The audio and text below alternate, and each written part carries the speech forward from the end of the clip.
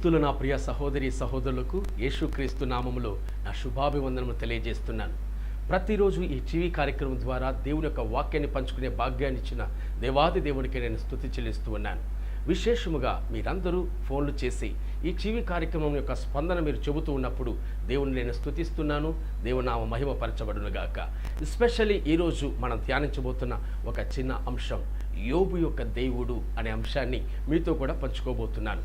నా ప్రియ సహోదరి సహోదరుడా, బైబిల్ గ్రంథంలో మన దేవునికి అనేక పేర్లు ఇవ్వబడి ఉన్నాయి. బైబిల్లో చెప్పబడుతుంది అబ్రహాము దేవుడని, ఈసాకు యొక్క దేవుడని, యాకోబు యొక్క దేవుడని దేవుని యొక్క వాక్యం సెలవిస్తూ ఉంది. అంతేకాదు షద్రాక్ మేషాక్ అబేద్నెగో యొక్క దేవుడని, దానియేలు యొక్క దేవుడని, ఈ విధంగా మనం చూస్తూ ఉన్నప్పుడు పరిశుద్ధుల యొక్క పేర్లలో కూడా దేవుని యొక్క నామం ఉంచబడి దేవుని ఘనపరచబడిన ఆ యొక్క నామాన్ని బట్టి దేవునికి నేను ఘనత చెల్లిస్తూ ఉన్నాను. స్పెషల్లీ ఈరోజు మనం ధ్యానించబోతున్న ఓ వ్యక్తిని మనం మీకు పరిచయం చేయబోతున్నాను. యోబు యొక్క దేవుడు. యోబు యొక్క దేవుడు ఎవరి? యోబు యొక్క దేవుడు. యోబు యొక్క జీవితంలో ఈ దేవుడు ఎంత గొప్ప కార్యాలు చేశాడు, యోబు యొక్క దేవుడు మన జీవితంలో ఎటువంటి కార్యాలు చేయబోతున్నాడు అనే అంశాన్ని మీకు క్లుప్తంగా మీకు చెప్పి మీ కొరకు ప్రార్థన చేయబోతున్నాను.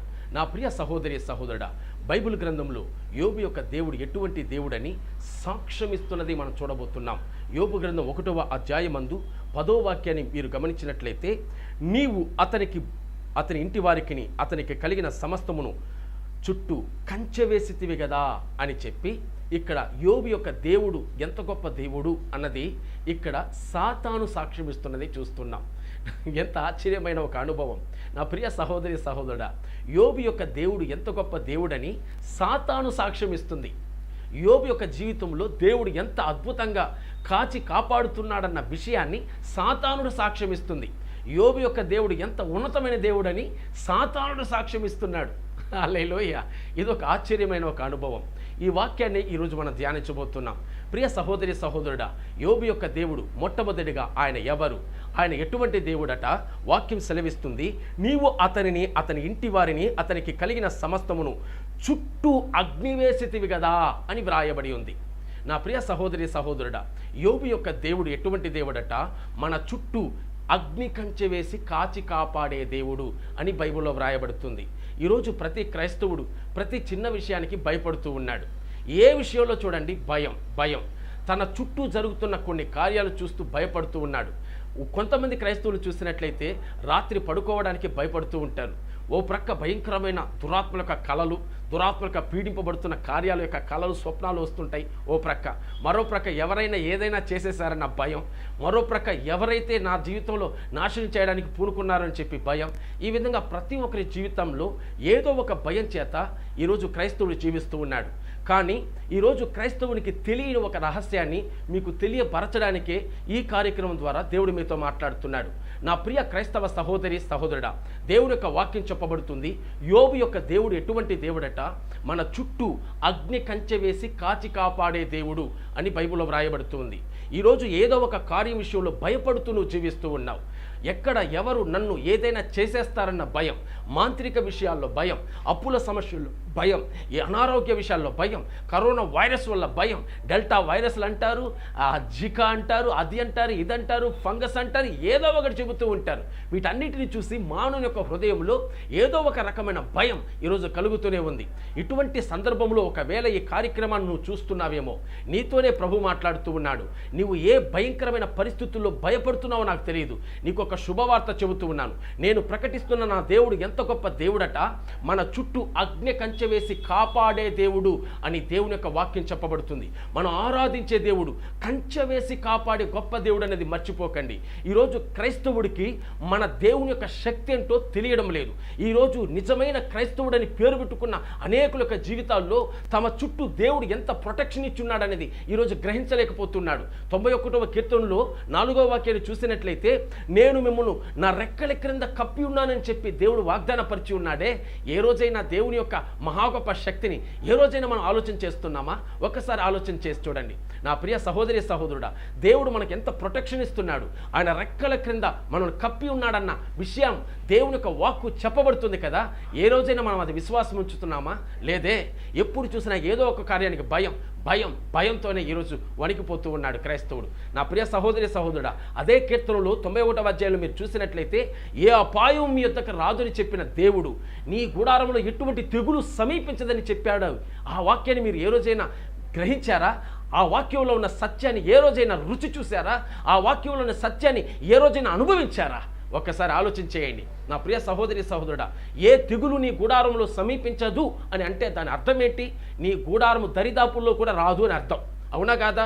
ఏ సాతానుడైనా కావచ్చు, ఎటువంటి వైరస్లైనా కావచ్చు, ఎటువంటి వ్యాధులు కావచ్చు, ఎటువంటి భయాందోళనకరమైన పరిస్థితులు కావచ్చు, నీ గూడారము దగ్గరకు కూడా అవి రావు. నీ ఇంటి దగ్గరకు దరిదాపుల్లో కూడా రావు అని చెప్పి దేవుని యొక్క వాక్యం చెప్పబడుతుంది. నా దేవుని యొక్క వాక్యాన్ని మీరు విశ్వాసం వచ్చినట్లయితే, మన దేవుడు మనకిచ్చిన ప్రొటెక్షన్ ఎంత గొప్పది అన్నది మీరు నమ్మినట్లయితే, దేవుని యొక్క వాక్యం చెప్పబడుతూ ఉంది. ఆయన మన చుట్టూ అగ్ని కంచె వేసి కాపాడుతున్న గొప్ప దేవుడు. ఆమేన్, హల్లెలూయా. ఇక్కడ వేదనకరమైన విషయం ఏంటో తెలుసా? సాక్షాత్తు సాతానే దేవుని దగ్గర చెబుతూ ఉంది, అపవాదే దేవుని దగ్గర చెబుతూ ఉంది. మీరు యోబు యొక్క ఇంటిని, అతని ఇంటి వారిని, అతనికి కలిగిన సమస్తమును అగ్ని కంచె వేసి కాపాడుతున్నారు కదా అని. ఈ విషయం ఈరోజు అనేక క్రైస్తవులు గ్రహించలేకపోతున్నారు. ఇదే వేదనకరమైన విషయం. సాతానుకు తెలిసింది, క్రైస్తవుడికి తెలియడం లేదు. సాతాను అది గ్రహించింది, కానీ క్రైస్తవ సహోదరుడు ఈరోజు గ్రహించడం లేదు. దేవుని వాక్యాన్ని ఈరోజు దేవుడు ముఖాముఖిగా మీతో మాట్లాడుతూ ఉన్నాడు. నా ప్రియ క్రైస్తవ సహోదరి సహోదరుడా, నీకు చుట్టూ అగ్ని కంచె వేసి దేవుడు కాపాడుతున్నాడన్నది మర్చిపోకండి. నీ చుట్టూ దేవుని యొక్క మహిమ ఉంది, నీ చుట్టూ అగ్ని కంచె వేసి ఉంది. 91వ కీర్తనలో వాక్యం చెప్పబడుతుంది, మన కొరకై దేవాది దేవుడు పరిచర్య చేయడానికి దేవదూతలను ఇచ్చున్నాడంట. అందుకే వాక్యం చెప్పబడుతుంది, నీ ప్రక్కన 1000 మంది పడినను, నీ కుడి ప్రక్కన 10,000 మంది కూలను, అపాయం నీ యొద్దకు రాదు అని దేవుని యొక్క వాక్యం చెప్పబడుతుంది. ఆ వాక్యాన్ని విశ్వాసం ఉంచు. నీ చుట్టూ దేవదూతలు ఉన్నారు, నీ కొరకు నా కొరకు పరిచర్య చేయడానికి మన చుట్టూ అగ్ని కంచె వేసి దేవుడు కాపాడుతున్నాడన్న సత్యాన్ని నువ్వు గ్రహించు. అప్పుడే నీ జీవితంలో మహా వెలుగు ప్రకాశింపబడుతుంది. అప్పుడే నీ జీవితంలో దేవుని యొక్క శక్తిని నువ్వు గ్రహించగలవు. నా ప్రియ సహోదరి సహోదరుడా, అదే 91వ కీర్తనలో చెప్పబడుతుంది కదా, నీ పాదము రాళ్లకు తగలకుండా ఆయన తన దూతలకు ఆజ్ఞాపించి ఉన్నాడు అని చెప్పి దేవుని యొక్క వాక్యాన్ని నువ్వు చదవలేదా? ఆయన అంతగా ప్రొటెక్షన్ మనకి ఇస్తున్నాడనేది మర్చిపోయావా? దేవుడు మనకు పరిచర్య చేయడానికి దూతలను అనుగ్రహించి ఉన్నాడు. పరిచర్య చేయడానికి మనతో కూడా దేవదూతలను ఇచ్చి ఉన్నాడు. అది నువ్వు మర్చిపోకూడదు. ఈరోజు సాతానుకు తెలిసిన విషయం క్రైస్తవునికి తెలియకుండా ఉందే, అదే వేదనకరమైన విషయంగా ఉంది. నా ప్రియ క్రైస్తవ సహోదరి సహోదరుడా, దేవుడు యోబు యొక్క జీవితంలో ఏ విధంగా కాచి కాపాడాడట? సాక్షాత్తు అపవాది అయిన సాతానుడు దేవుని ఎదుట సాక్ష్యం చెబుతూ ఉన్నాడు. నీవు యోబు యొక్క ఇంటిని, యోబు యొక్క ఇంటి వారి సమస్తమును నీవు అగ్ని వేసి కాపాడితివి కదా అని చెప్పి సాక్షాత్తు సాతానుడు సాక్ష్యం ఇస్తున్నాడు. నా ప్రియ సహోదరి సహోదరుడా, ఈ వాక్యాన్ని మీరు గమనించారంటే దేవుని యొక్క ప్రొటెక్షన్, దేవుని యొక్క కాపుదల ఒక విశ్వాస యొక్క జీవితంలో ఎంత అద్భుతంగా ఉంటుందో ఇక్కడ వాక్యంలో మనం చూస్తున్నాం. నెంబర్ 1 యోబును, నెంబర్ 2 యోబు యొక్క కుటుంబస్తులను, నెంబర్ 3 యోబుకు కలిగిన సమస్తమును దేవుడు కాచి కాపాడినట్లుగా బైబిల్లో వాక్యం చెప్పబడుతుంది. అంటే నీవు నేను ఆరాధిస్తున్న దేవుడు, యోబు యొక్క దేవుడు ఎటువంటి దేవుడట? ఆయన మనలను, మనకు కలిగిన వారిని, మనకు కలిగిన సమస్తమును దేవుడు కాచి కాపాడే దేవుడు అని వాక్యంలో సెలవించబడుతుంది. కాబట్టి నా ప్రియ సహోదరి సహోదరుడా, ఏ ఆపద, ఏ తెగులు నీకు రాదు, అంతేకాదు నీ కుటుంబానికి రాదు, అంతేకాదు నీ కుటుంబంలో ఉన్న ఏ జంతువులకు కూడా రాదు. అదే దేవుని యొక్క వాక్యం చెప్పబడుతుంది. వాక్యంలో మీరు గమనించినట్లయితే యోబు యొక్క ఇంటి వారిని, యోబుకు కలిగిన సమస్తమును దేవుడు అగ్ని కంచె వేసి కాపాడెను అని బైబిల్లో చెప్పబడుతుంది. ఈ వాక్యం సత్యమైతే నీ జీవితంలో కూడా నిన్నును, నీ కుటుంబస్తులను, నీకు కలిగిన సమస్తమును, అంటే నీ ఇంట్లో ఒకవేళ కోళ్ళు ఉండొచ్చు, లేదు మేకలు, గొర్రెలు, పశువులు ఏదైనా ఉండొచ్చు, పాడి పంటలు ఏదైనా కావచ్చు, సమస్తమును నా దేవుడు అగ్ని కంచె వేసి కాపాడే దేవుడు. హల్లెలూయా. నా ప్రియ సహోదరి సహోదరుడా, అంత గొప్ప దేవుని మనం ఆరాధిస్తున్నాం. కానీ మన మనోనేత్రాలు ఈరోజు తెరవబడక, అయ్యో నాకు భయం అని చెప్పి ప్రతి చిన్న విషయానికి భయపడుతూ జీవిస్తూ ఉన్నాం. ఈరోజు దేవుడు మీతో మాట్లాడుతున్నాడు. నువ్వు ఏ విషయానికి నువ్వు భయపడవలసిన అవసరం లేదు. నీ చుట్టూ దేవుని యొక్క కాపుదల ఉంది, నీ చుట్టూ దేవుని యొక్క కంచె, అగ్ని కంచె ఉందనేది మర్చిపోకండి. జరిగిన సంభవాన్ని, బైబిల్లో ఉన్న విషయాన్ని మీకు గుర్తు చేయాలని ఆశపడుతున్నాను. ఓ రోజు ఇశ్రాయేలుకు దేశముకు విరోధముగా సిరియా రాజు యుద్ధం చేయడానికి ఒక ప్లాన్ చేస్తున్నాడు.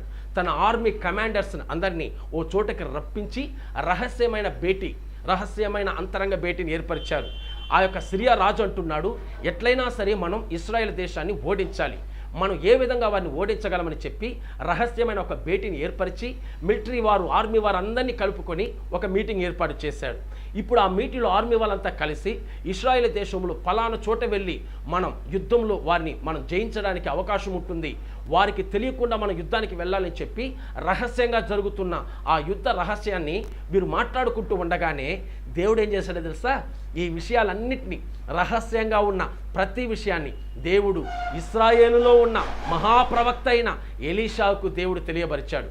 ఎలీషాకు ఈ విషయాలన్నీ దేవుడు తెలియపరచగా ఎలీషా ఏం చేశాడు? ఈ విషయాలన్నింటినీ ఇశ్రాయేలు రాజుకి తెలియపరిచాడు. ఇశ్రాయేలు రాజు సిరియా రాజ్య సైన్యం మన దేశానికి విరోధంగా యుద్ధానికి ట్రై చేస్తూ ఉంది, మన దేశాన్ని ఎట్లయినా ఓడించాలని ట్రై చేస్తుంది, కాబట్టి పలానా చోట్లలో వాళ్ళు రావడానికి వారు ప్లాన్ చేస్తున్నారన్న విషయాన్ని ఎలీషా ఎప్పుడైతే ఇశ్రాయేలు రాజుకు తెలియపరిచాడో, ఇశ్రాయేలు రాజు ఎలీషా యొక్క మాట విని తన సైన్యాన్ని అంతా అలర్ట్ చేసేశాడు. ఎప్పుడైతే అలర్ట్ చేసేశాడో ఇశ్రాయేలు సైన్యం అంతా మనం రహస్యంగా మాట్లాడుకున్న విషయం వారికి ఎట్లా తెలిసింది? వాళ్ళు అలర్ట్ అయిపోయారే, ఎట్లా మనం చేసిన రహస్య భేటీ నుండి ఎట్లా వాళ్ళకి తెలిసిందని చెప్పి వాళ్ళు చాలా వేదన చెందారు. ఆ తర్వాత జరిగిన కార్యం ఏంటి తెలుసా? మరలా ఒక రహస్య భేటీని పెట్టారు. ఆ రహస్య భేటీలో మరలా ఆలోచన చేస్తున్నారు, ఎట్లా అయినా సరే ఇశ్రాయేల్ దేశానికి విరోధంగా మనం యుద్ధం చేసి వాటిని గెలవాలని చెప్పి. ఈ ప్లాన్ అంతటా కూడా మరలా దేవుడు ఏం చేశాడు? ఇశ్రాయేల్లో ఉన్న ఎలీషాకు దేవుడు అన్నిటినీ బయలుపరిచాడు. ఈ విషయాన్ని ఇశ్రాయేలు రాజుకు ఎలీషా అన్నిటినీ తెలియపరిచేశాడు. ఎప్పుడైతే తెలియపరిచాడో అలర్ట్ అయిపోయింది సైన్యం అంతా. ఈ విషయాలంతా ఎట్లా తెలియబడుతుంది అని చెప్పి సిరియా రాజుకు ఒకే కన్ఫ్యూషన్ ఎవరికైనా ఉంటుంది కదండి. వీళ్ళు రహస్యంగా ఏర్పరుస్తున్న ఈ రహస్య భేటీని దేవుడు పబ్లిక్గా దాన్ని అన్నిటిని బయలుపరుస్తూ ఉన్నాడు. బయలుపరుస్తూ ఉన్న విషయాన్ని అన్నిటిని దేవుడు చెబుతున్న కార్యాలంటే ఎలీషా ద్వారా రాజుకు తెలియపరచబడుతుంది. తద్వారా అన్ని కార్యాల్లో ఇశ్రాయేలు దేశం వాళ్ళు ముందుంటున్నారు.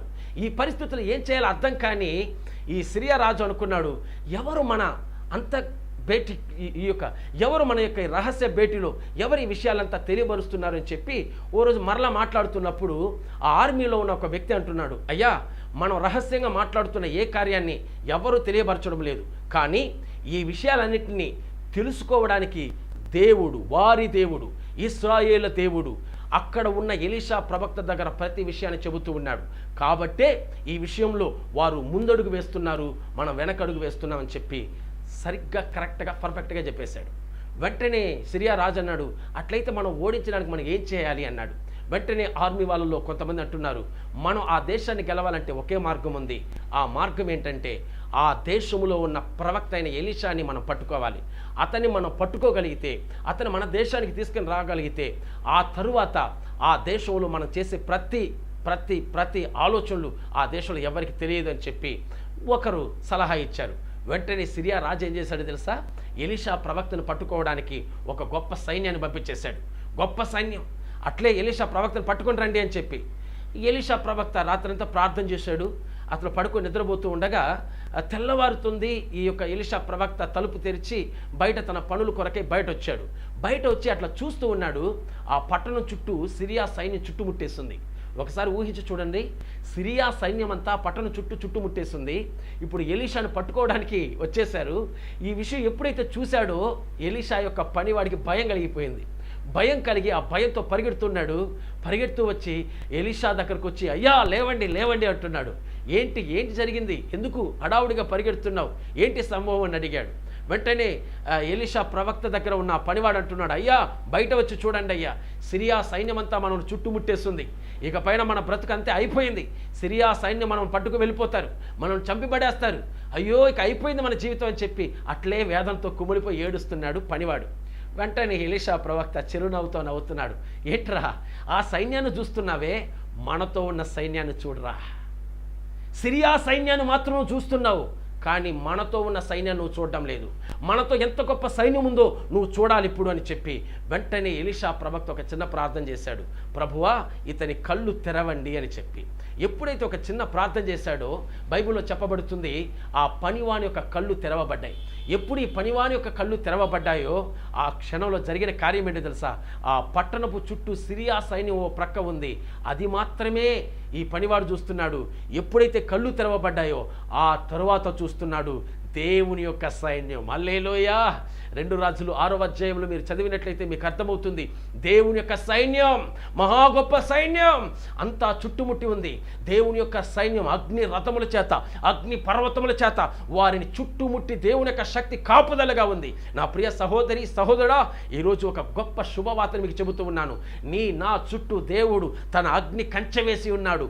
అగ్ని పర్వతముల వలె ఆయన ప్రాకారములు మనకున్నాయి. అంతేకాదు మన చుట్టూ అగ్ని రథాలు, అగ్ని గుర్రాలు, మన చుట్టూ దేవుని యొక్క దూతల చేత మనం కాపాడబడుతున్నాం. హల్లెలూయా. ఈ సత్యాన్ని చాలా మంది గ్రహించలేకే ప్రతి చిన్న విషయానికి భయపడుతూ ఉన్నారు. ఈరోజు దేవుడు మీతో మాట్లాడుతూ ఉన్నాడు. నా ప్రియ సహోదరి సహోదరుడా, మీతో ఉన్న దేవుడు సర్వశక్తిమంతుడు అన్నది మర్చిపోకండి. అందుకే దేవుని యొక్క వాక్యం చెప్పబడుతుంది కదా, లోకములో ఉన్నవాడి కన్నా మీలో ఉన్న దేవుడు గొప్ప దేవుడు. ఈ సత్యాన్ని మీరు గ్రహించండి. ఈ సత్యాన్ని మీరు గ్రహిస్తేనే మీలో ఉన్న జీవం బయటకు వస్తుంది, మీలో ఉన్న విశ్వాసం బయటకు వస్తుంది, మీలో మనోనేత్రాలు తెరవబడతాయి. అప్పుడే దేవుని యొక్క మహాశక్తిని మీరు గ్రహించగలరు. హల్లెలూయా. ఈరోజు క్రైస్తవుడు తమ చుట్టూ దేవుని యొక్క ప్రణాళికను, దేవుని యొక్క కంచెను, దేవుని యొక్క అగ్నిని, దేవుని యొక్క మహిమను చూడలేకపోతున్నాడు. కారణం వారి కళ్ళు, మనోనేత్రాలు గుడ్డితనం చేయబడి ఉన్నాయి. ఈరోజు యేసు నామములో ఈ టీవీ కార్యక్రమాన్ని చూస్తున్న నీతో నా దేవుని యొక్క యేసయ్య నామములో చెబుతున్నాను, నీ మనోనేత్రములు తెరవబడునుగాక యేసు నామములో. ఈరోజు యేసు నామములో చెబుతున్నాను, దేవుని యొక్క శక్తిని కళ్ళు తెరుచునుగాక. మన చుట్టూ అగ్ని కంచె ఉంది, మన చుట్టూ అగ్ని పర్వతాలు ఉన్నాయి, మన చుట్టూ రథాలు, అగ్ని రథాలు, అగ్ని గుర్రాలతో దేవుడు కాపుదలిస్తున్నాడు. మీకు తెలుసా, ఏ ఒక్క విశ్వాసైనా ఎప్పుడైతే రక్షింపబడ్డాడో, యేసు ప్రభువే నిజమైన దేవుడిని అంగీకరించి ఎప్పుడైతే బాప్తిసం తీసుకుంటాడో, ఆ క్షణము నుండి వారి ప్రక్కన వారి కొరకు దేవుడు పరిచర్య చేయడానికి దేవదూతలను ఆజ్ఞాపించుతాడట. తెలుసా మీకు అది? ఈరోజు చాలామందికి తెలియని సత్యాన్ని మీకు చెబుతున్నాను. మనకు దేవుడు ఒక ప్రొటెక్షన్ ఇచ్చాడు. ఎంతో గొప్ప ప్రొటెక్షన్ అంటే, మనకు పరిచర్య చేయడానికి దేవదూతలను దేవుడు అనుగ్రహించాడంట. అంత గొప్ప ప్రొటెక్షన్ దేవుని యొక్క వాక్యం మనం చూస్తున్నాం. అంత గొప్ప ప్రొటెక్షన్ మనకుంది. ఇది ఎట్లా మీరు చెప్పగలరు బ్రదర్ మీరు అడగచ్చు. మీకు అందరికీ తెలుసు, యేసుక్రీస్తు బాప్తిసం పొందిన తర్వాత అరణ్యంలో శోధింపబడడానికి 40 రోజులు మనం చూస్తున్న 40 రోజులు ఫాస్టింగ్ ప్రేయర్ ఉన్నాడు యేసు ప్రభు. ఈ ఉపవాస దినములైన తర్వాత యేసు ప్రభు అపవాది చేత శోధింపబడుతున్న కార్యాలు మనం చూస్తున్నాం. ఇవంతా మీరు చదివినప్పుడు అక్కడ వాక్యంలో చెప్పబడుతుంది. మార్కు సువార్త 4వ అధ్యాయంలోను, లూకా సువార్త 4వ అధ్యాయంలోను మీరు చదివితే మీకు ఈ సంభవానికి మీకు అర్థమవుతుంది. యేసు ప్రభుతో కూడా దేవుడు పరిచర్య చేయడానికి దూతలను ఆజ్ఞాపించాడంట. యేసు ప్రభుతో కూడా దూతలు ఉన్నారు, వారు అన్ని పరిచర్యలు చేశారని చెప్పి వాక్యంలో మనం చూస్తున్నాం. ఎప్పుడైతే మనం బాప్తిసం పొందుతామో ఆ తరువాత నుండి మనకు ఒక ప్రొటెక్షన్ ఉంటుంది. ఆ తరువాత నుండి మనకు దేవదూతలు ఉంటారు. అందుకే దేవుని యొక్క వాక్యం చెప్పబడుతుంది, నీ పాదము రాళ్లకు తగలకుండా నిన్ను కాచి కాపాడడానికి దేవుడు తన దూతలకు ఆజ్ఞాపించి ఉన్నాడని. ఈరోజు ఆ సత్యాన్ని మీరు గ్రహించి చూడండి. ఆయన రెక్కల కింద మనల్ని కప్పి ఉన్నాడన్న సత్యాన్ని మీరు గ్రహించి చూడండి. ఆయన అగ్ని చేత మనల్ని కాచి కాపాడుతున్నాడన్న సత్యాన్ని ఈరోజు మీరు గ్రహించి చూడండి. ఎటువంటి వైరస్కి మీరు భయపడవలసిన అవసరం లేదు. ఎటువంటి తెగుళ్ళు మిమ్మల్ని ఏమి చేయలేవు. ఎంతటి వైరస్లు 3rd వేవ్ కాదు, 4th వేవ్ కాదు, 5th వేవ్ కాదు, ఎంతటి డెంటాలైనా కావచ్చు, ఎంతటి భయంకరమైన వైరస్లు అయినా కావచ్చు, నిన్ను అవి ఏమి చెయ్యలేవు. కారణం, నీ చుట్టూ నా దేవుడు అగ్ని కంచె వేసి కాపాడుతున్నాడు. హల్లెలూయా. నా ప్రియ సహోదరి సహోదరుడా, అంత గొప్ప దేవుని మనం ఆరాధిస్తున్నాం. అందుకే దేవుడు ఈరోజు మీ మనోనేత్రాలు తెరవాలని నేను యేసయ్య నామములో ప్రార్థిస్తున్నాను. ఎందుకంటే ఈరోజు చాలామందికి అర్థం కావడం లేదు. మనలో ఉన్న దేవుని యొక్క శక్తి, మనతో ఉన్న దేవుని యొక్క శక్తి చాలామంది గ్రహించలేకపోతున్నారు. మన చుట్టూ దేవుని యొక్క శక్తి ఉందండి. ఎప్పుడైతే మనం రక్షింపబడ్డామో, బాప్తిసం పొందుకున్నామో, మనతో కూడా మనకు పరిచర్య చేయడానికి దేవదూతలు ఉన్నారు. అంతేకాదు ఆయన అగ్ని మనకుంది. హల్లెలూయా. పరిచర్యలో చాలా ప్రాంతాలకు నేను వెళ్తూ ఉంటాను కదా, ఒక్కొక్క చోట 3 రోజుల కూడికలు అట్లా పెడుతూ ఉంటారు కదా. ఆ మీటింగ్స్లో వాక్యాన్ని చెప్పడానికి వెళ్ళి వాక్యం అంతా ముగించుకుని నేను నా గదిలోకి వచ్చి నేను పడుకున్నప్పుడు ఎన్నో సమయాలు నేను చూశాను. ఎన్నో సందర్భాల్లో నా ఆత్మ నేత్రాలు తెరవబడి నేను వాటిని చూసి ఉన్నాను. నేను ఏకాంతంగా పడుకుని నిద్రపోతున్న సమయంలో ఆ గ్రామంలో ఉంటున్న అనేక విగ్రహ దురాత్మలు, అనేక బలహీనపరచు దురాత్మలు అవంతా నా బెడ్ దగ్గరికి నిలబడి ఉంటాయి. నా ఆత్మలో బాగా కనబడితే నేను ప్రశాంతంగా నిద్రపోతూ ఉంటాను. నా ఆత్మలో ప్రేరేపింపబడి లేచి చూస్తాను. వాటిని చూస్తున్నాను, చాలాసార్లు చూశాను. వాటిని చూసింది మాత్రమే కాదు, వాటికి ఏ రోజు భయపడిన చరిత్రే లేదు. యేసయ్య నామంలో యథార్థంగా చెబుతున్నాను. యేసు నామంలో పో అంటాను, అంతే. ఒక్క మాట అంతే. యేసు నామంలో పో అంటాను. కొన్ని సందర్భాలు అవి నాతో మాట్లాడిన సంభవాలు కూడా ఉన్నాయి. నా ప్రాంతానికి వచ్చావేంట్రా, నా ప్రాంతంకి వచ్చి నువ్వు దేవుని రాజ్యాన్ని కట్టాలనుకుంటున్నావే అని చెప్పి ఎన్నోసార్లు నాతో వాదించుకోవడం ఉన్నాయి. నేను వాటితో వాదించడానికో వాటితో మాట్లాడడానికి నాకు ఇష్టం ఉండదు. ఎందుకో తెలుసా, నాకు నిద్ర ముఖ్యం. ప్రశాంతంగా నిద్రపోవాలి. ఎంతో హార్డ్ వర్క్ చేసి పరిచర్య చేస్తాం. రాత్రి సమయంలో నిద్రపోవడానికి డిస్టర్బ్ చేస్తున్నప్పుడు అస్సలు ఇబ్బంది అస్సలు వాటి గురించి అసలు పట్టించుకోను. దురాత్మను చూసి గద్దిస్తాను, పో బయట యేసు నామములో, పో బయట యేసు నామములో. ఇది యేసయ్య రాజ్యం కట్టబడిన స్థలం, ఇది ఈ ప్రాంతం దేవునికి సొంతం అని చెప్పి ఒక్క మాటతో వాటిని గద్దిస్తా వెంటనే పారిపోతూ ఉంటాయి. నా ప్రియ సహోదరి సహోదరుడా, అంత భయంకరమైన పరిస్థితుల్లో అంతటిని దేవుడు నన్ను కాపాడుతున్నాడంటే కారణం నా యొక్క క్రియ వల్ల, నా యొక్క కార్యాల వల్ల కాదండి.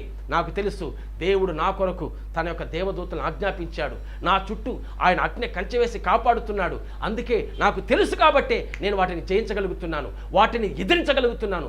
ఆ దేవుని యొక్క శక్తిని నేను గ్రహించున్నాను కాబట్టి ఎంతటి కార్యాలైనా ఓవర్టేక్ చేయడానికి దేవుడు నాకు కృపణిస్తున్నాడు. నా ప్రియ సహోదరి సహోదరుడా, ఆ రహస్యాన్ని మీకు చెప్పాలనుకుంటున్నాను. ఈరోజు మీలో దేవుడిచ్చిన శక్తిని మీరు గ్రహించి చూడండి. మీలో దేవుడు ఉన్న ఆ యొక్క మహాశక్తిని మీరు గ్రహించి చూడండి. ఎంతటి భయంకరమైన పరిస్థితులైనా నువ్వు ఓవర్టేక్ చేయొచ్చు, ఎంతటి అపవాది కార్యాలైనా నువ్వు ఓవర్టేక్ చేయొచ్చు.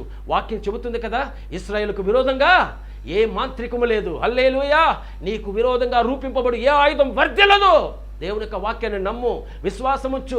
ఎంత భయంకరమైన మాంత్రికుడైనా సరే నిన్ను చూసి భయపడాలి. నువ్వు వాటిని చూసి భయపడడం కాదు, నిన్ను చూసి వాడు భయపడాలి. ఎందుకో తెలుసా, నీతో ఉన్న దేవుడు, నీతో ఉన్న సర్వశక్తుడు, మహిమ కలిగిన దేవుని చూసి ఏ దురాత్మలైన వణకాలంతే యేసు నామములో. హల్లెలూయా. ఈ ఉన్నతమైన విశ్వాసం, ధైర్యం నీలో కలగాలి. వాక్యం సెలవిస్తుంది, యోబు యొక్క ఇంటి వారిని, యోబుకు కలిగిన సమస్తమును దేవుడు అగ్ని కంచె వేసి కాపాడెను. ఈరోజు యేసు నామంలో చెబుతూ ఉన్నాను, దేవుని యొక్క వాక్యం నీతో మాట్లాడుతూ ఉంది. దేవుడు నిన్ను, నీ ఇంటి వారిని, నీకు కలిగిన సమస్తమును ఆయన అగ్ని కంచె వేసి కాపాడే దేవుడు. హల్లెలూయా. అంత గొప్ప దేవుణ్ణి మనం ఆరాధిస్తున్నాం. నా ప్రియ సహోదరి సహోదరుడా, భయపడకండి. ఈ లోక పరిస్థితులు ఎంత భయంకరంగా ఉన్నా సరే వాటిని గురించి నువ్వు చింతించవలసిన అవసరం లేదు, భయపడవలసిన అవసరం లేదు. కారణం, లోకంలో ఉన్నవాడి కన్నా నాలో ఉన్న దేవుడు గొప్ప దేవుడు. ఈ విశ్వాసం కలిగి ఉండు. నీ జీవితంలో ఎంతటి కార్యాలైనా నువ్వు ఓవర్టేక్ చేయగలవు, ఎటువంటి పరిస్థితులైనా నువ్వు ఓవర్టేక్ చేయగలవు. హల్లెలూయా. నా ప్రియ సహోదరి సహోదరుడా, నీకు ఒక శుభవార్త చెబుతున్నాను. యోబు యొక్క దేవుడు ఎటువంటి దేవుడట, ఆయన మనలను అగ్ని కంచె వేసి కాపాడే దేవుడు. ఆమేన్. హల్లెలూయా. నెంబర్ 1, ప్రతి క్రైస్తవుడు యోబు యొక్క జీవితంలో మనం నేర్చుకోవాల్సిన అంశం, మనం అగ్ని కంచె వేసి కాపాడే దేవుని మనం ఆరాధిస్తున్నామన్నది మర్చిపోకండి. నెంబర్ 2, యోబు యొక్క దేవుడు ఎటువంటి దేవుడు. ఈరోజు వాక్యంలో నుండి దేవుడు మనతో మాట్లాడబోతున్నాడు. నా ప్రియ సహోదరి సహోదరుడా, అదే యోబు గ్రంథం 1వ అధ్యాయంలో 10వ వాక్యంలో అదే వాక్యాన్ని చదివినట్లయితే అక్కడ కూడా సాక్షాత్తు సాతానుడే సాక్ష్యం ఇస్తూ ఉన్నాడు యోబు యొక్క దేవుడు ఎంత గొప్ప దేవుడని. అదో 10వ వాక్యంలో చెప్పబడుతుంది. నేను చదువుతాను, దయచేసి గమనించండి. నీవు అతని చేతి పనుని దీవించుట చేత అతని ఆస్తి దేశములో బహుగా విస్తరింపబడి ఉన్నది అని చెప్పి సాక్షాత్తు ఇది కూడా అపవాదే దేవుని దగ్గర సాక్ష్యం ఇస్తూ ఉంది. యోబు యొక్క దేవుడు ఎంత గొప్ప దేవుడు అని సాక్షాత్తు సాతానే సాక్ష్యం ఇస్తుంది. నీవు అతని యొక్క చేతి పనుని దీవించుట వలన అతన్ని నీవు ఆ దేశములోని బహుగా విస్తరింపజేశావు, అతని ఆస్తిని బహుగా విస్తరింపజేశావని చెప్పి బైబిల్లో దేవుని యొక్క వాక్యం సెలవిస్తుంది. నా ప్రియ సహోదరి సహోదరుడా, యోబు యొక్క దేవుడు ఎటువంటి దేవుడు. నెంబర్ 1, ఆయన మనలను, మన ఇంటి వారిని, మనకు కలిగిన సమస్తమును అగ్ని కంచె వేసి కాచి కాపాడే దేవుడు అని బైబిల్లో వ్రాయబడుతుంది. రెండవదిగా యోబు యొక్క దేవుడు ఎటువంటి దేవుడట, వాక్యం సెలవిస్తుంది. యోబు యొక్క దేవుడు మనం చేసే ప్రతి కష్ట పనులను, చేతి పనులను దేవుడు దీవించి మన ఆస్తిని దేశములోని బహుగా విస్తరింపజేసే దేవుడు. హల్లెలూయా. దేవుని యొక్క వాక్యం చెప్పబడుతుంది, యోబు యొక్క దేవుడు మనల్ని ఆశీర్వదించే దేవుడు. యోబు యొక్క దేవుడు మనల్ని బహుగా విస్తరింపజేసే దేవుడు. యోబు యొక్క దేవుడు మన చేతి పనులను దీవించే దేవుడు. యోబు యొక్క దేవుడు మన కష్టార్జితాలను ఆశీర్వదించే దేవుడు. యోబు యొక్క దేవుడు మన ఆస్తిని విస్తరింపజేసే దేవుడు. ఈ వాక్యాన్ని వింటున్న నా ప్రియ సహోదరి సహోదరుడా, దేవుడు నీతోనే మాట్లాడుతూ ఉన్నాడు. యోబు యొక్క దేవుడు నిన్ను ఆశీర్వదించబోతున్నాడు. నీ వ్యాపారములు ఆశీర్వదించబడబోతున్నాయి. నీ పాడి పంటలు, పొలాలు, నీ యొక్క పశువులు, నీ యొక్క ఏదైనా సరే దేవుడు దీవించబోతున్నాడు. అంతేకాదు నీ కష్టార్జితాన్ని దేవుడు దీవించబోతున్నాడు. వాక్యం సెలవిస్తుంది, యోబు యొక్క దేవుడు ఎంత గొప్ప దేవుడట. యోబు చేసే ప్రతి పనిని, చేతి పనిని దేవుడు ఆశీర్వదించి అతని ఆస్తిని ఆ దేశంలోనే బహుగా విస్తరింపజేశాడు. అదే దేవుడు నీ జీవితాన్ని కూడా ఆశీర్వదించబోతున్నాడు, దీవించబోతున్నాడు. నీ ఆస్తిని కూడా నీ దేశంలో, నీ ఊరిలో, నీ ప్రాంతంలో మహా గొప్ప ఉన్నతంగా దేవుడు నిన్ను హెచ్చింపజేసి ఆశీర్వదించబోతున్నాడు. హల్లెలూయా. నా ప్రియ సహోదరి సహోదరుడా, చాలామందికి ఈరోజు తెలియని మరి ఒక రహస్యం ఏంటో తెలుసా? దేవుని యొక్క ఆశీర్వాదాన్ని, దేవుని యొక్క దీవెనను పరిపూర్ణంగా పొందుకోలేకపోతున్నారు. కారణం, ఆయన ఎంత గొప్ప దేవుడు తెలుసుకోలేక, ఆయన ఆశీర్వదించే దేవుడని గ్రహించక, ఆయన దీవించే దేవుడని గ్రహించగా చాలామంది ఆయన యొక్క ఆశీర్వాదాలలో పరిపూర్ణతను మనం పొందుకోలేకపోతున్నాం. నా ప్రియ సహోదరి సహోదరుడా, మీకు అర్థమయ్యేలా చెప్పాలనుకుంటున్నాను. బైబిల్లో చెప్పబడుతుంది, ఇశ్రాయేలు యొక్క దేవుడు ఇశ్రాయేలును ఆశీర్వదించుటయే నాకు ప్రియమైన కార్యమని చెప్పి దేవుని యొక్క వాక్యం చెప్పబడుతుంది. ఇక్కడ జరిగిన సంభవాన్ని మీకు చెప్పాలనుకుంటున్నాను. బాలాకు, బిలాము వీరి యొక్క సంభవం మీకు తెలుసు. బాలాకు అనే రాజు ఏం చేస్తున్నాడు? బిలాము అనే ఒక ప్రవక్త దగ్గరకు వెళ్ళి ఇశ్రాయేలు ప్రజలను శపించు అని చెప్పి తన యొక్క కానుకలు, డబ్బులు అన్నిటినీ తీసుకుని వెళ్ళి బిలాము దగ్గర ఇస్తున్నాడు. ప్రవక్త అయిన బిలాము ఏం చేస్తున్నాడు? కానుకలు, డబ్బులు అన్నీ తీసుకున్నాడు. ఇశ్రాయేలు ప్రజల్ని ఆశీర్వదించవలసిన ఈ బిలాము ఏం చేస్తున్నాడు? శపించాలని చెప్పి వెళ్తున్నాడు. కొండపైన ఎక్కాడు. కొండపైన ఎక్కి ఆ యొక్క ఇశ్రాయేలు ప్రజలు చూసి తన నోటితో శపించాలని చూస్తున్నాడు. తాను ఎంత ప్రయత్నం చేసినా తన నోట్లో నుండి శపింపబడవలసిన ఆ మాట రావడం లేదు. ఎంత ప్రయత్నం చేస్తున్నాడు, అతను శపించే ఆ మాట అతని నోట్లోకి రావడం లేదు. ఆ మాట రాక మరో మాట వస్తుంది, ఇశ్రాయేలును ఆశీర్వదించుటయే యెహోవాకు ప్రియమైన కార్యమని చెప్పి అక్కడ బిలాము ఆశీర్వదిస్తున్నాడు. హో గ్లోరీ జీసస్. బాలాకు రాజు అంటున్నాడు, ఏంటి బిలాము, నేను వారిని శపించమంటే నువ్వు ఆశీర్వదిస్తున్నావేంటి అని చెప్పి. వెంటనే బిలాం అంటాడు, ఇశ్రాయేలు ప్రజల్ని ఎవరు శపించలేరు. నేను ఎంత ప్రయత్నం చేసినా వారికి శాపం అనేది రావడం లేదు, వారు ఆశీర్వదించబడుతున్నారు. కారణం ఏంటో తెలుసా? ఇశ్రాయేలును ఆశీర్వదించుటయే యెహోవాకు ప్రియమైన కార్యం, వారిని శపించలేమంటున్నాడు. ఈ విషయమును బట్టి నేను మీతో మాట్లాడుకుంటున్న ఒకే ఒక విషయం, నా ప్రియ సహోదరి సహోదరుడా, నా జీవితాలు ఆశీర్వాదకరంగా మారాలని దేవుడు కోరుకుంటున్నాడు. మన జీవితాలు ఆశీర్వాదంగా ఉండాలని, మన ఆస్తి, మన యొక్క చేతి పనులు విస్తరింపబడి దీవెనకరంగా మార్చబడి ఈ దేశంలోనే, మనం నివసిస్తున్న ప్రాంతంలోనే మనం బహు విస్తరింపబడిన వారమై ఉండాలని దేవుడు కోరుకుంటున్నాడు.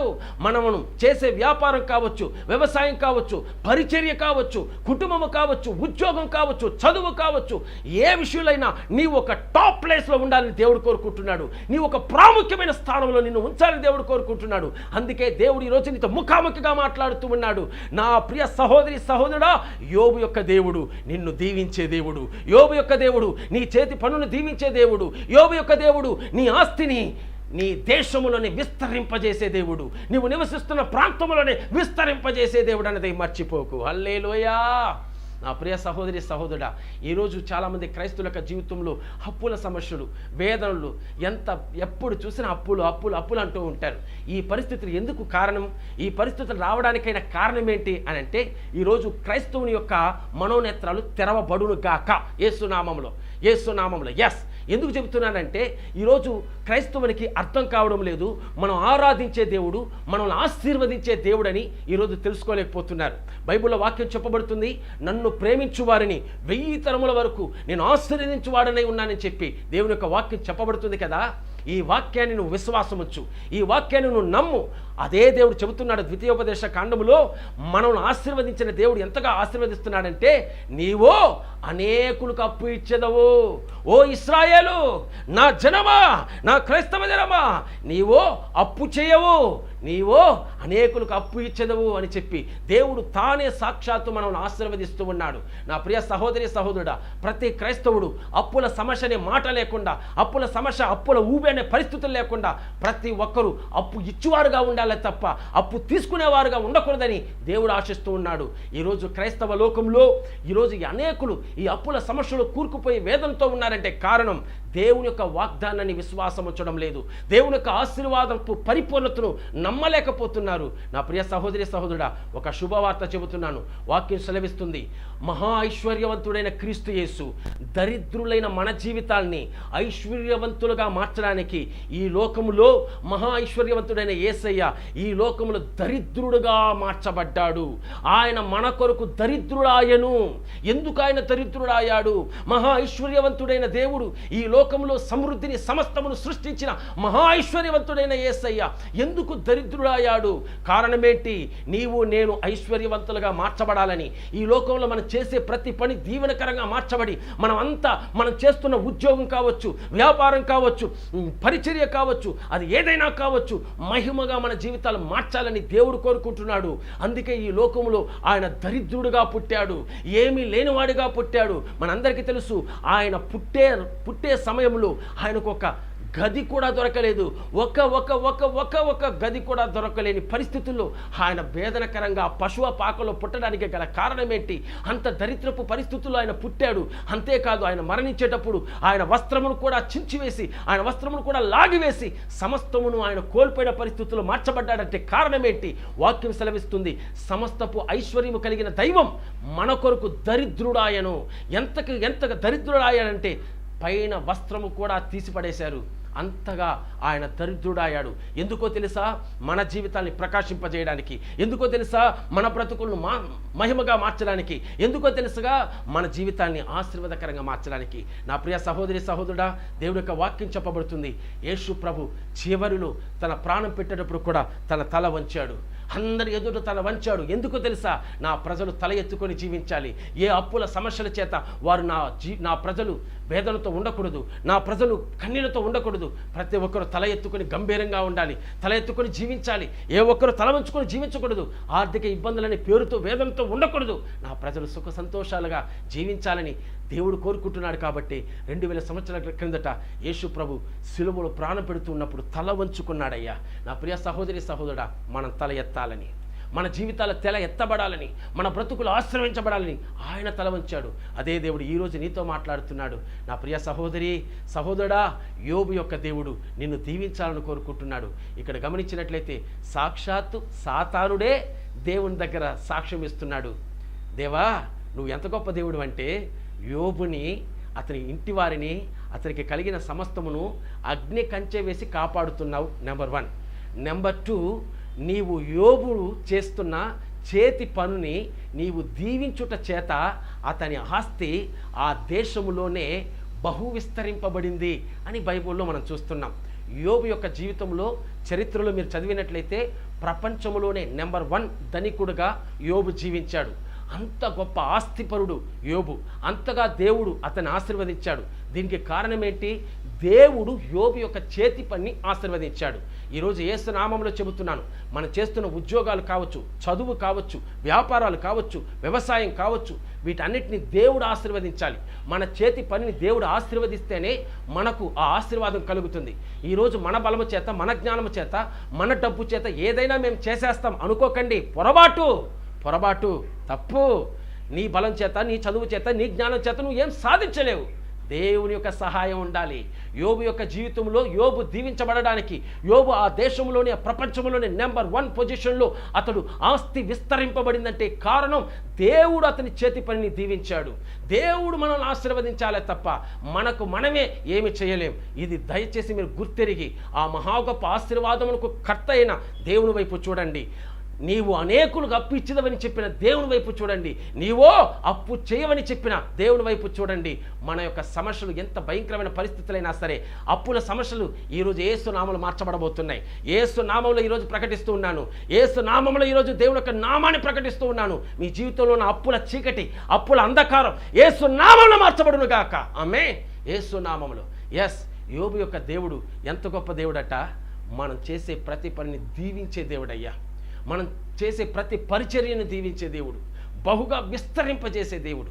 నా ప్రియ సహోదరి సహోదరుడా, ఈరోజు ఈ టీవీ ప్రోగ్రాం ద్వారా మీతో మాట్లాడుతున్నానే, నా జీవితంలో నేను ఏ రోజు కూడా ఒక అంగుళం స్థలం కూడా నాకు లేదే అని చెప్పి ఎంతగా కుంగిపోయి బాధింపబడ్డాను నాకు తెలుసు. అయ్యో నాకంటూ ఏమీ లేదే, నాకంటూ ఏమీ లేదని చెప్పి ఎంతగా ఏడ్చాను, ఎంతగా బ్రతిమాలాను, ప్రభు వైపు చూసి ఏడ్చాను. నా ప్రియ సహోదరి సహోదరుడా, ఈరోజు టీవీలో వాక్యాలు ఇస్తున్న మాలాంటి సేవకులు చూస్తున్నప్పుడు మీరు అనుకోవచ్చు వీరికేమి అన్నీ ఉంటాయని చెప్పి మీరు అనుకోవచ్చు. కానీ ఒక అంగుళం స్థలం కూడా లేదని చెప్పి ఏడ్చిన రోజులు ఉన్నాయి. ప్రభువా నాకు కొంచెమైనా నాకంటూ ఏమీ లేదని చెప్పి ఏడ్చిన రోజులు ఉన్నాయి. కానీ దేవుడు ఈరోజు నాకు ఉన్నతమైన స్థానాన్ని ఇచ్చాడు. ఈరోజు ఉన్నతమైన స్థానాన్ని నాకు ఇచ్చాడు. నేను ఒక సారీ ప్లీజ్ కట్ చేయండి. నేను ఒక 3 సెంట్ల భూమైనా నాకుంటే చాలని చెప్పి సంతోషపడిన రోజులు ఉన్నాయి. కానీ ఈరోజు దేవుడు నాకు ఉన్నతమైన ఆశీర్వాదం ఇచ్చాడు. దేవుని యొక్క కృపను బట్టి నెల్లూరు పట్టణంలోనే ఇంచుమించు 14 సెంట్ల భూమిని దేవుడు ఇచ్చి ఉన్నాడు. నా ప్రియ సహోదరి సహోదరుడా, ఇది దేనికి నేను చెబుతున్నాను తెలుసా? దేవుని నామ మహిమ కొరకు చెబుతున్నాను. ఇంత గొప్ప కార్యాన్ని దేవుడు చేశాడండి. ఏమీ లేని పరిస్థితుల్లో ఉన్న నా జీవితాన్ని ఆశీర్వదించాడు. ప్రేయర్ టవర్ కట్టడానికి దేవుడు కృపణిస్తున్నాడు. మీ అందరి యొక్క సహకారం, మీ అందరి యొక్క ప్రార్థన ద్వారా ప్రేయర్ టవర్ ముందుకు వెళ్ళడానికి దేవుడు కృపణిస్తూ ఉన్నాడు. నా ప్రియ సహోదరి సహోదరుడా, నేను ఒకటే చెప్పాలనుకుంటున్నాను. నేను ఏడ్చి ప్రార్థన చేసిన రోజు నాకేమీ లేదు. కానీ నేను ఒకటి గ్రహించాను, ఒకటి తెలుసుకున్నాను. ఏంటో తెలుసా? నా దేవుడు ఖచ్చితంగా నన్ను ఉన్నతంగా చూడాలని ఆశపడుతున్నాడు. నా దేవుడు నన్ను ఉన్నతంగా ఆశీర్వదించాలని కోరుకుంటున్నాడు. ఇదే దేవుని యొక్క ఆశీర్వాదం అని చెప్పి ఎప్పుడైతే నేను తెలుసుకున్నానో, ఎప్పుడైతే నా మనోనేత్రాలు తెరవబడ్డాయో, ఆ తర్వాత ఆశీర్వాదం నన్ను వెతికి వచ్చింది. నా ప్రియ సహోదరి సహోదరుడా, ఈరోజు ఉన్నతమైన ఆశీర్వాదాన్ని దేవుడు ఇచ్చాడంటే కారణం ఒకటే, నా మనోనేత్రాలు తెరవబడ్డాయి. ఏంటయ్యా మనోనేత్రాలు? ఇశ్రాయేలు యొక్క దేవుడు ఇశ్రాయేల్ ప్రజలను ఆశీర్వదించాలని కోరుకునే దేవుడు, వారిని దీవించాలని కోరుకునే దేవుడు. నా కోసం ఆయన దరిద్రుడాయాడు. నన్ను ఐశ్వర్యవంతుడిగా చేయడానికి ఆయన దరిద్రుడయ్యాడు. ఈ లోకపరమైన సకల సౌకర్యాలతో ఆశీర్వాదంతో నీవు నేను ఉండాలని దేవుడు కోరుకుంటున్నాడు. కాబట్టి దేవుడి వాక్యం ద్వారా దేవుడు నీతో మాట్లాడుతున్నాడు. నా ప్రియ సహోదరి సహోదరుడా, నీ పరిస్థితులు ఎంతటి భయంకరమైన పరిస్థితులైనా కావచ్చు, వాటిని పక్కన పెట్టి ఈరోజు నీ నోటితో కూడా దేవుని గణపరచు. ఇకపై నేను అప్పు చేయను, ఇకపై నా జీవితంలో అప్పు ఇచ్చువాడిగా ఉంటానే తప్ప అప్పు చేయనని చెప్పి ఒక నిర్ణయం తీసుకో. అంతేకాదు విశ్వాసం ఉంచు. యోబు యొక్క దేవుడు యోబు యొక్క చేతి పనిని ఆశీర్వదించాడు కదా, అదేవిధంగా నన్ను ఆశీర్వదించాలని చెప్పి దేవుని వైపు చూడు. యోబు యొక్క దేవుడు యోబు యొక్క ఆస్తిని తన దేశంలోనే బహు విస్తారంగా దేవుడు చేశాడు కదా, అదే దేవుడు నన్ను కూడా బహు విస్తారంగా మారుస్తాడని చెప్పి నమ్ము చూడు. ఖచ్చితంగా నీ వ్యాపారం అభివృద్ధి కలుగుతుంది, నీ వ్యవసాయం అభివృద్ధి కలుగుతుంది, నీ పరిచర్య అభివృద్ధి కలుగుతుంది, నీవు చేయు సమస్త పనుల్లో నువ్వు ఆశీర్వదింపబడతావు. ఆమేన్, హల్లెలూయా. నా ప్రియ సహోదరి సహోదరుడా, యోబు యొక్క దేవుడు ఎటువంటి దేవుడు? నెంబర్ 1, ఆయన మన చుట్టూ అగ్ని కంచె వేసి కాచి కాపాడే గొప్ప దేవుడు. నెంబర్ 2, వాక్యం సెలవిస్తుంది ఆయన మనల్ని దీవించే దేవుడు. హల్లెలూయా. నెంబర్ 3, మూడవ కార్యంగా ఒకే ఒక కార్యాన్ని చెప్పి మీ కొరకు ప్రార్థన చేయబోతున్నాను. యోబు యొక్క దేవుడు ఎటువంటి దేవుడట? యోబు గ్రంథం 42వ అధ్యాయంలో 10వ వాక్యాన్ని 12వ వాక్యాన్ని చదివితే మీకు అర్థమవుతుంది. యోబు యొక్క దేవుడు కోల్పోయిన వాటిని తిరిగిచ్చే దేవుడు. హల్లెలూయా. నా ప్రియ సహోదరి సహోదరుడా, ఈ కరోనా లాక్డౌన్ పరిస్థితుల్లో చాలామంది ఉద్యోగాలు కోల్పోయారు, చాలామంది ఆస్తులు కోల్పోయారు, చాలామంది వారి జీవితంలో వ్యాపారాలు కోల్పోయి అయ్యో వేదనతో కృంగిపోయిన పరిస్థితులు కల్లారా చూస్తూ ఉన్నాం. ఈ పరిస్థితుల్లో ఒకవేళ ఈ వాక్యాన్ని నువ్వు వింటున్నావేమో, నీకు ఒక శుభవార్త చెబుతూ ఉన్నాను. యోబు యొక్క దేవుడు ఎటువంటి దేవుడట? వాక్యం సెలవిస్తుంది కోల్పోయిన వాటిని తిరిగిచ్చే దేవుడు. వాక్యం సెలవిస్తుంది యోబు యొక్క జీవితంలో కోల్పోయిన వాటిని రెండంతలుగా దేవుడు తిరిగిచ్చాడు. హల్లెలూయా. అదే గొప్ప ఆశీర్వాదం. నా దేవుడు కోల్పోయిన వాటిని తిరిగిచ్చే దేవుడు మాత్రమే కాదు, రెండంతలుగా ఇచ్చే దేవుడు. నీవు ఏదైతే కోల్పోయావో వాటిని రెండంతలుగా ఇవ్వబోతున్నాడు. ఈ లాక్డౌన్ పరిస్థితుల్లో ఉద్యోగం కోల్పోయావా, చదువు కోల్పోయావా, నీ పాడి పంటలు కోల్పోయావా, నీకు రావలసిన ఆస్తులు కోల్పోయావా, డబ్బు కోల్పోయావా, లేదంటే నువ్వు ఏది కోల్పోయావో వాటిని నా దేవుడు తిరిగి ఇవ్వబోతున్నాడు. అది కూడా సాధారణంగా కాదు, రెండంతలుగా దేవుడు నీకు ఇవ్వబోతున్నాడు. యోబు యొక్క దేవుడు ఎంత గొప్ప దేవుడు అంటే నీకు రెండంతలుగా ఇచ్చే దేవుడు, నువ్వు కోల్పోయిన వాటిని తిరిగిచ్చే దేవుడు. ఈ రోజు దేవుడు నీతో ముఖాముఖిగా మాట్లాడుతూ ఉన్నాడు. నువ్వు కోల్పోయిన వాటిని పొందుకుందువుగాక, నువ్వు కోల్పోయిన వాటిని సమస్తము దేవుడు నీకు ఇచ్చునుగాక. బైబిల్లో మనం చూస్తున్నాం, ఒకే రోజు యోబు యొక్క జీవితంలో అతని యొక్క ఒంటెలు చనిపోయాయి, పాడి పశువులు అన్నీ చనిపోయాయి, అతని యొక్క ఆస్తంతా ఒకే రోజు అన్నీ పోయాయి. తన పిల్లలు చనిపోయారు, తన ఆస్తిని పోయింది, తన యొక్క శరీరంలో బాధింపబడిన భయంకరమైన పుండ్ల చేత వ్యాధి అంత వేదనకరమైన జీవితాన్ని జీవిస్తూ ఇకపైన జీవితమే ముగించబడుతున్న పరిస్థితుల్లో ఉన్న యోబు యొక్క జీవితంలో అతనికి తెలుసు, నా దేవుడు యథార్థమైన దేవుడు, నా దేవుడు తనను ఆశ్రయించు వాడిని విడిచిపెట్టువాడు కాదని అతను దేవుని వైపు చూశాడు. అందుకే దేవుడు అతని జీవితాన్ని ఆశీర్వదించాడు. బైబిల్లో మనం చూస్తూ ఉన్నాం కదా, అతడు ఎన్ని కోల్పోయాడో వాటన్నిటిని రెండంతలుగా దేవుడిచ్చాడు. అంతేకాదు అతని దేహం ఉందే పసిపిల్లవాని యొక్క దేహం వలె నిగనిగలాడే ఒక లేతైన దేహం వలె అతనికి దేవుడు అతని శరీరాన్ని ఆశీర్వదించి ఇచ్చాడు. నా ప్రియ సహోదరి సహోదరుడా, అంత అద్భుతమైన కుటుంబాన్ని వారికి ఇచ్చాడు, ఆస్తుల్ని రెండంతలుగా ఇచ్చాడు. అదే దేవుడు నిన్ను కూడా ఆశీర్వదిస్తాడు, కోల్పోయిన వాటిని నీకు తిరిగిస్తాడు. యోబు యొక్క దేవుడు కోల్పోయిన వాటిని తిరిగిచ్చే దేవుడు. నీ జీవితంలో ఏది కోల్పోయా నాకు తెలియదు. ఆత్మీయ జీవితాన్ని కోల్పోయావా? ఏదో ఒక పాపంలో పడిపోయి లోకానుసారమైన జీవితంలో పడిపోయి ఒకవేళ నీ రక్షణను కోల్పోయావా? నీ పరిశుద్ధ ఆత్మను కోల్పోయిన పరిస్థితుల్లో వేదనతో దుఃఖిస్తూ ఇకపై నేను ప్రార్థన చేయగలనా, పరిశుద్ధంగా జీవించగలనా, అసలు దేవుని కోసం నేను జీవించగలనా అని చెప్పి వేదనతో ఈ కార్యక్రమాన్ని చూస్తున్నావా? నీతోనే ప్రభు మాట్లాడుతున్నాడు. నువ్వు ఏది కోల్పోయావా సరే ఈరోజు నీకు ఇవ్వబోతున్నాడు. రెండవ కుమారుని గురించి మన అందరికీ తెలుసు, అతను అన్ని కోల్పోయాడు నిజమే, కానీ ఎప్పుడైతే బుద్ధి తెచ్చుకున్నాడో, ఎప్పుడైతే తండ్రి దగ్గరకు వచ్చాడో, ఎప్పుడైతే తండ్రి నేను ఒక పనివాడుగానే నేను ఉంటానని చెప్పి తన మనస్సు మార్చుకున్నాడో, ఎప్పుడైతే తనకి బుద్ధి కలిగిందో ఆ క్షణంలోనే దేవుడు అతని కోల్పోయిన వాటిని అతనికి రెండంతలుగా ఇచ్చే మార్గాన్ని తెరిచాడు. అందుకే తండ్రిని మీరు చూసినట్లయితే తన కుమారుని కౌగిలించుకొని ఇక నువ్వు పనివాడుగా కాదు నా కుమారుడుగా ఉంటావని చెప్పి అతన్ని కౌగిలించుకొని అతను కోల్పోయిన ఆస్తిని, అతను కోల్పోయిన మహిమను, అతను కోల్పోయిన వస్త్రం, అతను కోల్పోయిన అన్నిటినీ తిరిగి అతనికి ధరింపజేసి అతని ఆశీర్వాదకరంగా చూసిన ఒక గొప్ప తండ్రిని గురించి మనం చూస్తూ ఉన్నాం. నా ప్రియ సహోదరి సహోదరుడా, అదే దేవుడు ఈరోజు నీ జీవితాన్ని కూడా ఆశీర్వదిస్తాడు. అదే దేవుడు కోల్పోయిన నీ జీవితంలో సమస్తము నీకు తిరిగిస్తాడు. భయపడకు. ప్రార్థన చేద్దామా? ఈరోజు మనం ప్రార్థన చేయబోతున్నాం. ఈరోజు మనం ధ్యానించిన అంశం యోబు యొక్క దేవుడు ఎటువంటి దేవుడు. నా ప్రియ సహోదరి సహోదరుడా, యోబు యొక్క దేవుడు, మన దేవుడు ఎంత గొప్ప దేవుడు అంటే మన చుట్టూ అగ్ని కంచె వేసి కాపాడే దేవుడు, తన దూతలతో కూడా మనకు కాపుదలిచ్చే దేవుడు, మనకు ప్రొటెక్షన్ ఇచ్చే దేవుడు, ఆయన రెక్కల కింద మనల్ని కప్పిన దేవుడు. దయచేసి ఎవ్వరికి ఎటువంటి భయం అవసరం లేదు. ఎటువంటి తెగుళ్ళు వస్తాయో, ఎటువంటి పరిస్థితులు మనకు ఎదురవుతాయో అని చెప్పి భయపడకండి.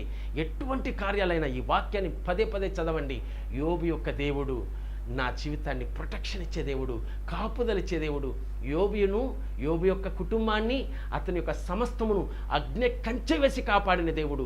మనలను, మన కుటుంబాన్ని, మనకు కలిగిన సమస్తమును అగ్ని కంచె వేసి కాపాడే దేవుడు. ఆమేన్. అది నువ్వు విశ్వాసం ఉంచినట్లయితే ఖచ్చితంగా నీ జీవితంలో ఒక అద్భుతాన్ని చూస్తావు. ఆమేన్. హల్లెలూయా. రెండవదిగా యోబు యొక్క దేవుడు ఎటువంటి దేవుడట?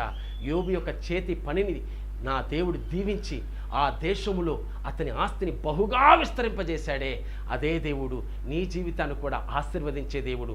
నీ ఉద్యోగాన్ని, నీ కష్టాజీతాన్ని, నువ్వు చేసే పనులు, నీ యొక్క వృత్తిని, నీ యొక్క వ్యాపారాన్ని, నీ యొక్క చదువు, నీ యొక్క ఉద్యోగాన్ని ఆశీర్వదించే దేవుడు, దీవించే దేవుడు. ఎంతగా దీవిస్తాడో తెలుసా?